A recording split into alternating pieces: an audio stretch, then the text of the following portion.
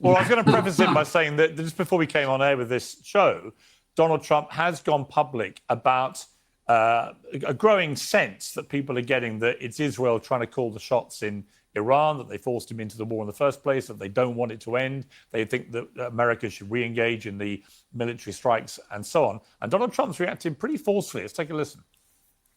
What have you said to Prime Minister Netanyahu about Iran and how long to hold off on strike? He's fine. He'll do whatever I want him to do. He's a very, very good man. He'll do whatever I want him to do, and he's a great guy. To me, he's a great guy. Don't forget, he was a wartime prime minister, and he's not treated right in Israel, in my opinion. I'm right now at 99% in Israel. I could run for prime minister, so maybe I wish you would. after I do this, I'll go to Israel, run for prime minister. I had a poll this morning. I'm 99%, so that's good. But no, he's a wartime prime minister, and I just don't think they treat him well. Mr. President, what do you do to respect? I think they have a president over there that treats him very poorly. So a lot to unpack there, Will, not least the idea of Prime Minister Donald Trump of Israel. Well, we'll watch that development with interest. But this central point around Thomas Massie, which I find really fascinating, is that pretty much everything he stands for. Be careful, though. That's our greatest ally. And we'll park the Israel part of this to one side for a moment. But pretty much everything else, as Glenn articulated, would be the kind of stuff that Trump campaigned on when he got re-elected. I mean, it was, I'm not going to meddle in foreign wars, particularly in the Middle East. I'm going to take care of cost of living, America first, you know, et cetera, et cetera. And people have looked at this and gone, well, you've done the complete opposite. And here's Thomas Massie, who's actually continued to stand by the positions that Trump was espousing as a candidate, leaving a lot of people a little bit mystified here about why Massie becomes the bogeyman if it doesn't involve his criticism of Israel. Because, again, what Glenn said is correct. You can not be a conspiracy theorist to recount factually that there were millions and millions of dollars pumped in by, you know, Israeli-friendly billionaires against Massie. And the only reason that could be, it seems to me, is because of his increasingly critical rhetoric about the Israeli government. What do you say? I think it's about the Epstein files. I think they're going to go after O'Connor next because the Epstein files are what's really got them worried, because that shows all their leadership. It's going to show a lot. Well, I think that's just simply mistaken. Remember, Thomas Massie wasn't broke here. He had over $10 million of his own to spend, sourced from libertarians nationwide. So if he wanted to get his message out there, he easily did so. And the problem was that his message was schizophrenic. And it's not Israel, it's the big, beautiful bill. Remember, I mean, you posed this statistic where you said 90% of the time he supported the Republican Party. That's a little bit misleading because the big, beautiful bill was the one bill last year that essentially contained the entire. Still 96% of the time. He got an A rating, not an A plus, he got an A rating on the little watch site that checks all of the voting patterns and tells you if they vote with Republicans, 96%. And we got a guy that's got a 56 average that goes and has lunch with Trump every day, Lindsey Graham. Entirety of the president's agenda. And by voting against that, he voted against basically everything President Trump ran on. Massive increases in border security funding for the wall, no tax on tips, no tax on overtime, massive decreases in some discretionary spending. So it was the key part of his agenda, and he was the only Republican to vote against it. And so then you look at what was the message? You say pro-Israel donors spent, but what did they say to voters in northern Kentucky? They replayed President Trump's rally where he endorsed Ed Galbraith, called Thomas Massie the worst congressperson in the history of the country, disloyal to him. Based on what? Not voting for that one bill? Right. So it's a lie. You're lying. He votes 96% of the time with Republican platforms. How is that the worst candidate? How is that the worst representative ever? Disloyal to the party. And I don't think the voters of Northern Kentucky are stupid. They voted for the president by almost 2-1. They know what they wanted. They wanted a loyal representative, and they weren't getting that in Thomas Massie, and that's why he's not going to be in Congress starting in January. Have they got the president they thought they were voting for in 2024? But he'll be running for president soon enough now because you did it. So reap what you sow. Absolutely. They certainly think so. I mean, Thomas Massie had the opportunity to make the arguments about how, Trump was betraying his base. He wasn't making those arguments at all. Towards the end, he was making arguments about how me and Donald Trump have a lot of work to do still together, which is ironic because a few months earlier, he was talking about how the Trump administration was the Epstein administration. That's the schizophrenia I'm talking about. He couldn't decide whether because he has to still work with the guy who's got 2 more years in the office. Yeah, that's schizophrenic to say I have to work with this guy. Yeah. needed to be pro-Trump to appeal to the voters in that district who like Donald Trump, or against him because of these supposed betrayals. In reality, it was Thomas Massie hallucinating the president's platform into what he wanted to be, rather than looking at what it actually was. Okay, Buckley Carlson. Bears, can I just quickly ask Will a very quick question? Sure. Did the record-breaking amount of millions of dollars poured into this district in Kentucky by Miriam Adelson and 2 other Israel-centric billionaires, was that a significant factor in your view in Thomas Massie's defeat after 12 years in Congress? Of course it was a significant factor, but that money probably would have been there regardless because... Based on what? $35 million? Why would that have been in a little Kentucky congressional run? What the fuck? No, it would not have been there anyway. President Trump had made... You're no soothsayer. Thomas Massie his target number 1.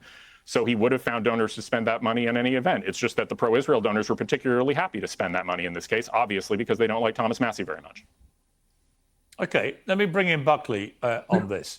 What do you make of what do you make of it, Buckley? In particular, do you think this is because of Israel, or do you think it's actually because he took on Trump, as Will just said, over the big beautiful bill, and that was pretty much all of Trump's agenda? And therefore, if you're going to do that, Trump would see that as a massively antagonistic, negative attack on what he wants to do, and so he decided to take him down. I think Glenn made the case pretty convincingly with the data that he just presented here. I would just say I have a little bit different perspective in that we are so used to lying and obfuscation and weasel words, as we often see from Will Chambers here. But Donald Trump has clearly articulated exactly the way forward for the new MAGA coalition. He's straightforward and clear as he was in that tape. He didn't show the whole clip, I don't believe, but he's talking now. He's acknowledged his donors are rich Israeli billionaires. He's acknowledged his base is actually in Israel. He's acknowledged he's pro-endless wars. He's acknowledged he's pro-surveillance. He's against the Constitution. He's perfectly happy for Americans to be miserable economically. He's perfectly happy to listen to purveyors of global misery like Miriam Adelson, which is totally consistent with the people in Thomas Massie's district who suffer from joblessness and drug addiction and depression. Now we get more of that. It's kind of nice that Donald Trump made it very clear that there's going to be more disdain, more contempt, more drug addiction, more surveillance, more protection of pedophiles. It's kind of nice to know your enemy. And I think if you talk to people in the base, in the grassroots of the Republican Party, you'll notice that a lot of people are actually leaving. It's exactly this kind of talk, which is why Ed Galbraith is now going to be the representative from Kentucky. Exactly this kind of talk. Republican primary vote. And that's why a Republican probably won't be the president in the next term, too. Will. Heard this message. And they keep talking over me, but said, Donald Trump talked over his supporters. The people who put him in office, the people who put him in office voted for a very clear agenda, absolutely articulated over an entire decade. The people who voted for Thomas Massie in 24 are the same people who voted for Trump in 24. And they wanted less government surveillance. They wanted actually justice for pedophiles. They didn't want foreign wars. They didn't want more economic. If you were right, Massie would have won, but he lost. They don't want.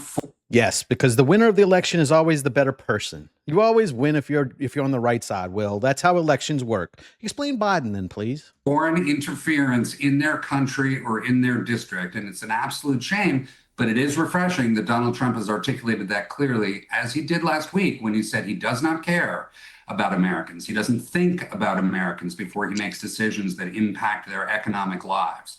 So the other great thing is the only straightforward thing that Ed Galron, deep state boob Ed Galron, who was too afraid to actually debate Massie, too afraid to articulate any of his positions beyond actually having a draft. So people in Kentucky now who can't find jobs, young people who can't find jobs, great. They can just go into the military and fight Israel's wars for Miriam Adelson, Paul Singer, and all the rest. Okay, I want to bring in Clay. Clay, welcome back to Uncensored. First of all, I want to play... Arsenal. Good man. I want to play a clip from Massey's concession speech and see what you think of this. I would have come out sooner, but I had to call my opponent and concede, and it took a while to find Ed Galrein in Tel Aviv.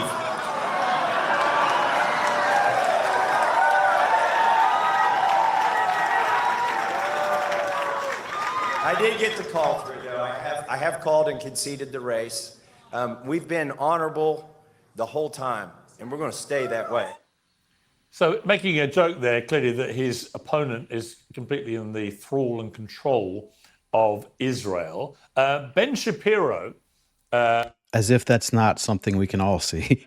Thinks this is all complete nonsense, unsurprisingly. Let's take a look at what he said. And the reality is that people who are pro-Israel do not like Thomas Massey because Thomas Massey has engaged in every conspiracy theory it is possible to engage in and has made common cause with the most anti-Israel people. That's true. But the reason that Thomas Massey is actually in trouble is because the Trump administration has decided to oppose him on the basis of completely other issues. And so the usual game that is now played right now on the right, in the very podcastistan right, the game that is played is there will be a critique that has nothing to do with Israel. And the first thing you do is you claim that it's about Israel in an attempt to gin up the crazier part of the Republican base. Now, I would say, Clay, that the trouble with Ben Shapiro's position on this, and it may be why his own empire is crumbling like Rome in its last few days, is because he never accepts there is anything that could possibly be nefarious concerning anything to do with the Israeli government. And so I take what he says with a pinch of salt. And it is an undeniable fact that AIPAC and other pro-Israeli lobby groups put in over $9 million in a deliberate bid to unseat Massey. Now, I accept that two things can be true at once. That may be because they wanted to, and it may be totally unconnected with the fact that Trump wanted to get back at Massey for not backing his big, beautiful bill. But I don't think you have to be a massive conspiracy theorist to think there might be a link here. What are your thoughts? There's also a link between him going after him on the Epstein files. He doesn't want to answer for that. That's why it was so important to get him out, because as soon as this war distraction's over, he's got to go right back to the Epstein shit. They still haven't lived up to that. That congressional act that was passed to make him do it, he still hasn't done it. I'll get into that, Piers. Let me start with this. The people of Kentucky's 4th Congressional District have agency. They can make choices.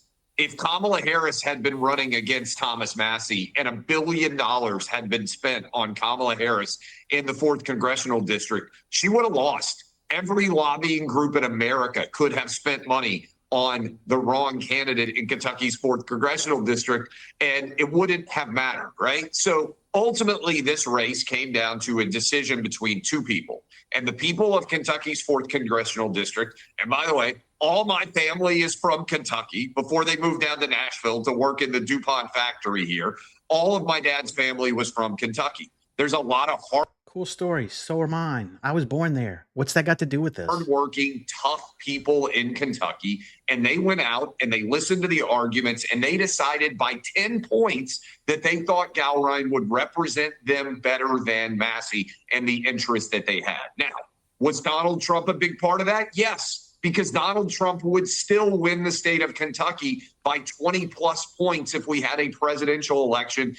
If he could only run in a primary, sure. I don't think he would win by any margin in Kentucky at this point. Statewide right now. What this really came down to is Donald Trump is more popular in the Kentucky 4th Congressional District than with people who still pretend to be a Republican, the boomers. And Thomas Massey is. And whomever Trump decided he was going to endorse, I believe would have won.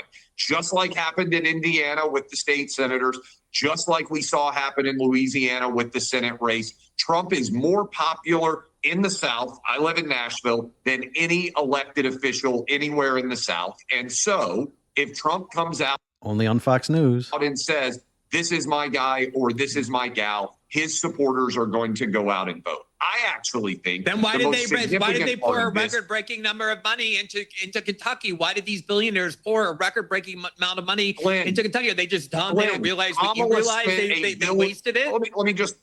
Yeah, billionaires love throwing away money that they don't have to. If Clay was right, they wouldn't have needed to do that. So why did they?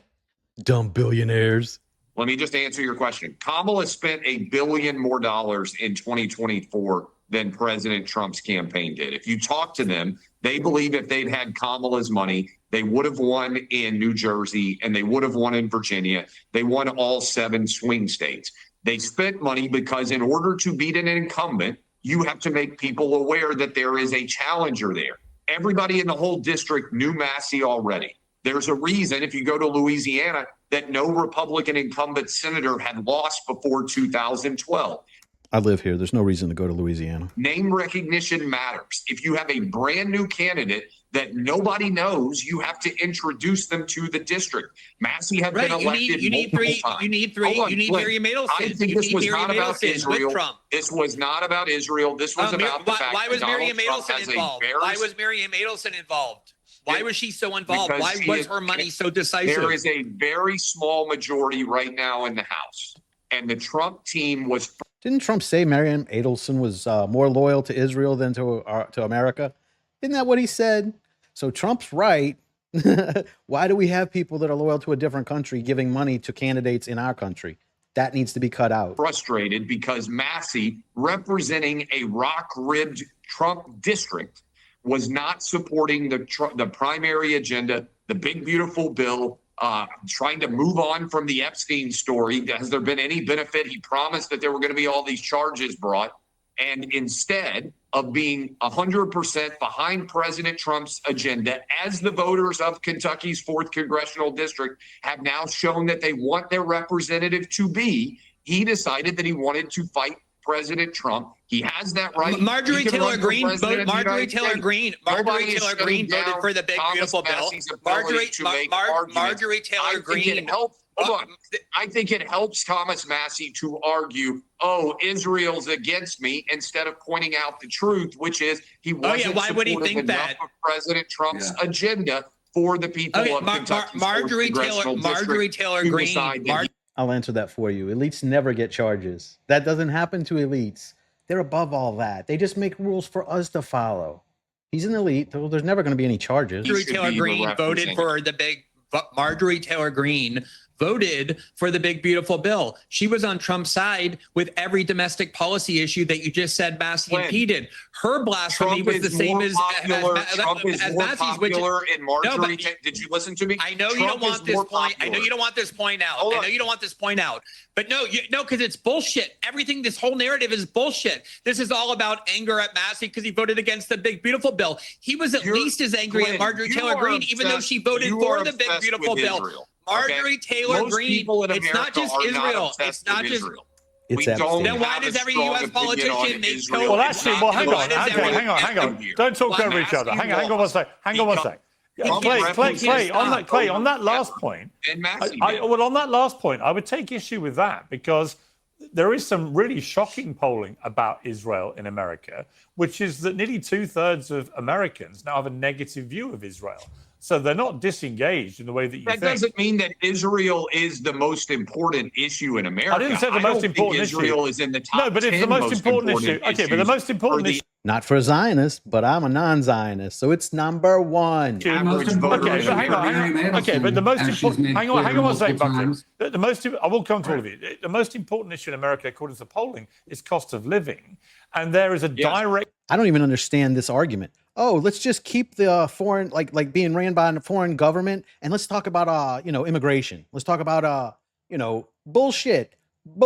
No, we've got to get the infiltration out first. Once they're gone, we'll sort everything else out. They got to go first because we're fucking fighting wars to benefit Israel now. We're just their fucking henchmen. Line between cost of living and Israel, because if you believe the New York Times report and the Iran war, let me paint a picture for you, Clay, where there is a link, which is that the New York Times reported several weeks ago that it was Israel that basically persuaded Trump to go in on the strikes on Iran. The Iran war has become, I'm afraid, an increasing fiasco, mainly because of the situation with the Strait of Hormuz, not because America hasn't pounded with the Israelis, the Iranian military, but the Iranian regime remains intact. They remain in control of the Strait of Hormuz. They remain with a tight grip now on the global energy economy. They are threatening to launch another barrage of missiles over at their Gulf state neighbors, which we know has pretty much, not paralyzed, but caused enormous damage to their ability to develop their new business model away from oil to safe tourism and so on. So if Trump really wanted to turn things around for Republicans, all he has to do is abandon Israel right now. Pull everything out and let the chips fall where they may. Tell Israel that's your fucking problem. And I think things would turn around. But he can't do that because he doesn't care about Republicans. He cares about Zionists. So, this has not been going the way that everyone was assured it would go. And a lot of people, Clay, my point to bring it together is that they believe that Trump was persuaded to do it by Israel. He's now come out today and said Netanyahu does what I tell him. A lot of people think it was the other way around with that decision. And that decision has had a massively negative impact on the cost of living to Americans, which is actually the number one issue they care about. And the interesting little twist, which I want you to explain to me, and then I'll get Glenn to respond to it, is notwithstanding that, Trump appears to still be wielding a lot of political power in the party. And my question would be, could he wield that power on his own, given his own very poor approval ratings right now, without the money from these billionaire Israeli donors? I think it's an interesting question. I don't think that Massey would have won if Israel had not spent $1, right? If Miriam Adelson, if AIPAC. So why did they? Why did they? They're not known for being like real generous with their money for no reason. So why would they just waste all those millions of dollars? I could not spend $1. Massey lost because President Trump is more popular in his district than Massey is. And as soon as President Trump said, Galrein is my guy, most of that money was spent to introduce Galrein. Now, to answer your... I hope Galrein loses. And that would be awesome. If Galrein loses, I'm going to tell my family to vote for Democrats just so that he loses, because that's what needs to happen. Question more direct. That's my opinion. I think the data will reflect it. Nobody knew him. They had to introduce him. That's why they had to spend so much money. He's running against an incumbent that everybody in the whole district knew on the Republican side.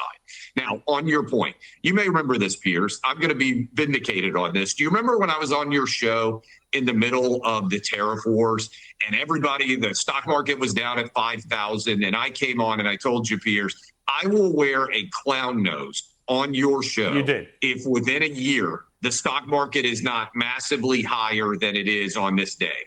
It's now up 50% since then. I will make a promise to you, Pierce. If the gas prices right now, $4.50 per gallon on average, all 50 states, that's an average. If they are not 75 cents lower by the time of election day, much lower than they are today, I will come on the day after the midterm elections with a bright red nose for you. I believe President Trump... I think you're going to be wearing a big bright red nose. I believe President Trump knows and understands how to resolve this situation in Iran. He doesn't. I think that he is going to do so before the midterm election dates. I think by Labor Day, the price of oil and gas will be down substantially in America, and I think America will be safer than it was before. All right, Glenn, I'm not buying that narrative for the simple reason I don't think Trump has control of this war.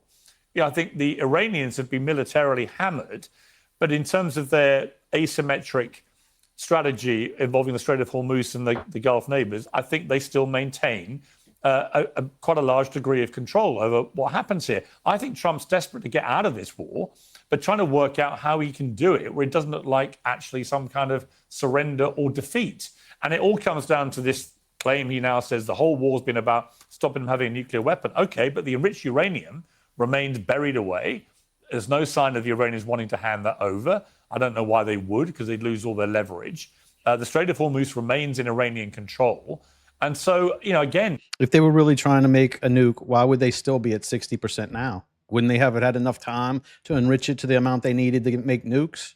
Probably could. They didn't want to. They had a fatwa against it, so they couldn't do it. Even if they did want to, they couldn't because of the fatwa. We killed the guy who made the fatwa. So now they could. So they're probably going to get nukes now. Thank you, Trump. I'm not disputing the military overwhelming superiority of the Americans and Israelis, but I don't see how you can claim at the moment that this war is not just dragging on exactly in the way that Donald Trump said he would always try and avoid. It's just becoming slowly a bit of a forever situation because the Iranians are like, well, we can keep controlling the Strait of Hormuz. Yeah, that's not the only thing, but that's the most important thing, because that gets the fringe voters, the people that are low information. They'll break out of their coma from Fox News for a little bit to watch something else to see why gas is so high. That's the only good part, and that's why it's important that the gas is high, because it's going to wake a lot of people up and get them voting in a different way.